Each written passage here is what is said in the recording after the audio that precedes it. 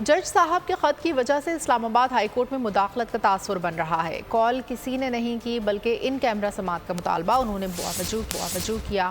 Attorney general of Pakistan منصور ایوان کی اسلام آباد میں میڈیا سے گفتگو، کہا آج کل تاثر دیا جا رہا ہے کہ عدلیہ یا ایگزیکٹو کے درمیان تعلقات خراب ہیں۔ خط لکھنے کا مقصد مداخلت نہیں ہے۔ اسلام آباد ہائی کورٹ کے ایک جج نے چیف جسٹس اسلام آباد ہائی کورٹ کے ساتھ کمیونیکیشن کی، ایک خط لکھا۔ اس خط کے مندرجات رپورٹ کچھ اس طرح سے ہیں کہ تاثر دیا جا رہا ہے جیسے کوئی مداخلت ہو رہی ہے، تو میں نے سوچا کہ اس چیز کی وضاحت ضرور کر دوں۔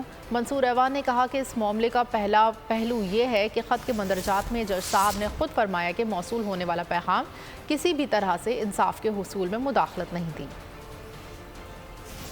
صاحب کو مخصوص کیس کے حوالے سے کوئی پیغام اس طرح کا گیا یا انہوں نے سمجھا کہ اور یا کسی ایسے شخص کی طرف سے گیا جو نہیں جانا چاہیے تھا، بنتا جا رہا ہے یا بنایا جا رہا ہے کہ کوئی جوڈیشری یا ایگزیکٹو کے بیچ میں کوئی ایسی خرابی یا ایسے تعلقات خراب ہو چکے ہیں اور اس کی وجہ سے یہ بات آگے بڑھتی جا رہی ہے، اور یہ تاثر جو ہے اس کی میں پرزور طریقے سے اس کی نفی کرتا ہوں۔ اور وہ جو خط ہے، اب چونکہ وہ ہے سوشل میڈیا پہ، تو اس کے متن پر ذرا غور فرما لیں اور یہ دیکھ لیں کہ انہوں نے کس چیز کو کہا ہے کہ وہ انصاف کے فراہمی میں رکاوٹ تھی۔